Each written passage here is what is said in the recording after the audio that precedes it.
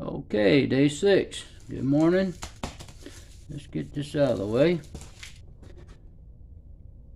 I think I'm going to take the lid off today, but I got to go to work, so it's the last time I'm going to spray it. The rest of the time, it'll feed from underneath. Now, I've got 2 lights on. I'll leave them on. These are grow lights, and tonight I will just put this in the microgreen room. Like, subscribe, and share. Thank you. Okay, this is the end of day 5, and these things are really getting big.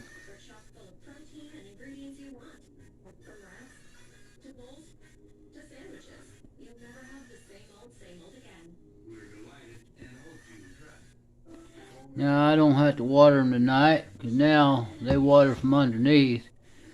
But this is going to be the last video I show on this until I get ready to cut them. And then I'll put a small clip in here. I'm going to go put them in my grow room, or bring a light out here. I really don't need the grow room going right now. I'm going to put them under some blue and red light. And please like, share, and subscribe. Thank you very much. Hope you like it.